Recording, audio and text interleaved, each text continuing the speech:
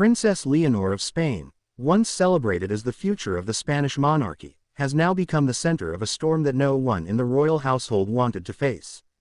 Her every step has been followed with admiration, her presence meticulously crafted as the embodiment of modern royalty, young, elegant, educated, and disciplined.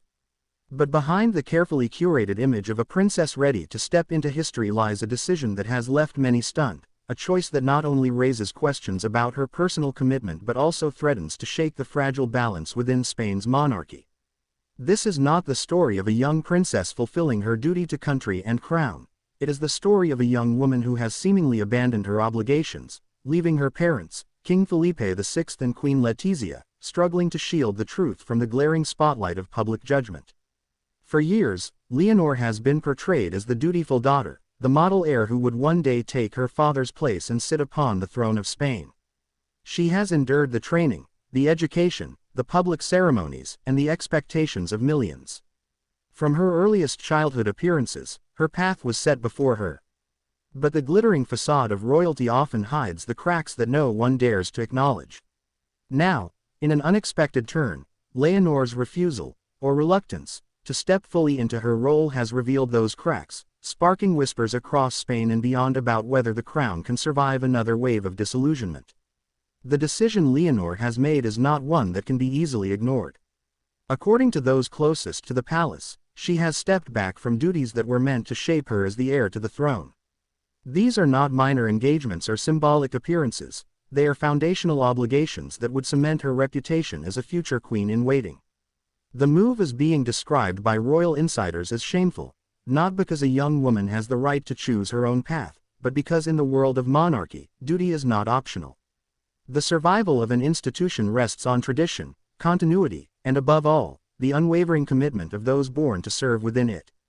King Felipe, known for his stoic and principled approach to leadership, is said to be deeply troubled by his daughter's decision. He understands better than anyone that Spain's monarchy does not enjoy the unquestioned loyalty of its people. Scandals of the past, particularly those tied to his father King Juan Carlos, have already tainted the crown. The monarchy has survived only because Felipe positioned himself as a figure of honesty, discipline, and dedication. For his heir to falter at such a crucial moment is nothing short of a nightmare.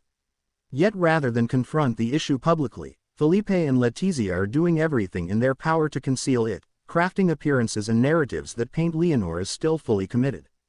Behind the palace walls, however, a very different story is unfolding. Queen Letizia, once hailed as the commoner who brought a refreshing modern touch to royalty, has always been fiercely protective of her daughters.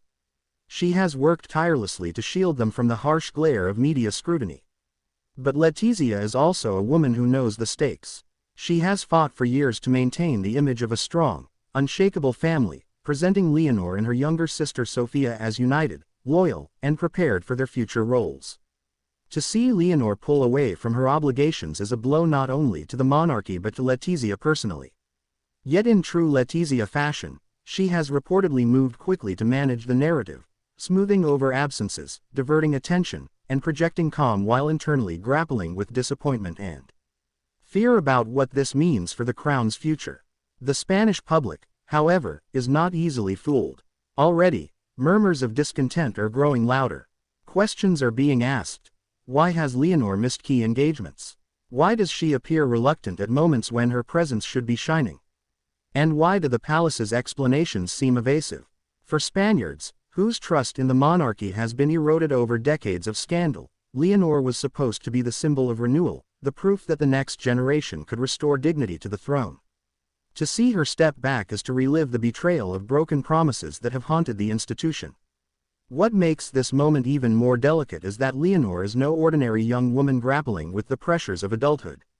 She is the Princess of Asturias, the direct heir to the throne, and every action she takes carries symbolic weight. To abandon obligations is not just to make a personal choice, it is to signal uncertainty about the monarchy itself. In a nation where republican movements still gain traction, such signals can be dangerous.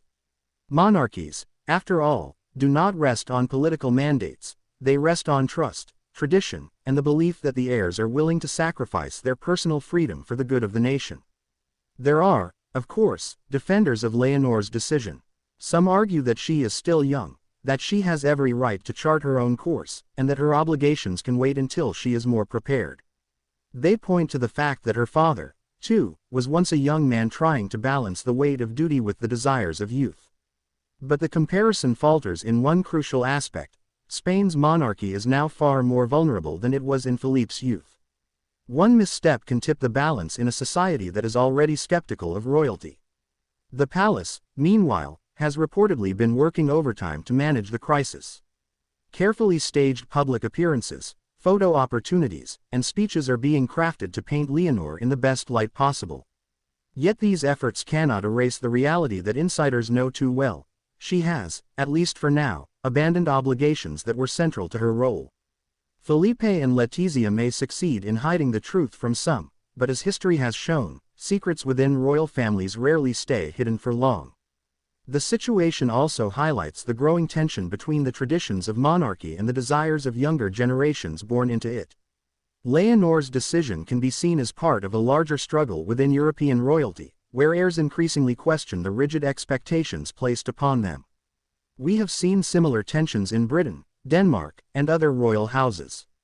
The modern world no longer tolerates blind obedience, even from princes and princesses. But while personal freedom may be celebrated elsewhere, within monarchy it becomes a dangerous contradiction.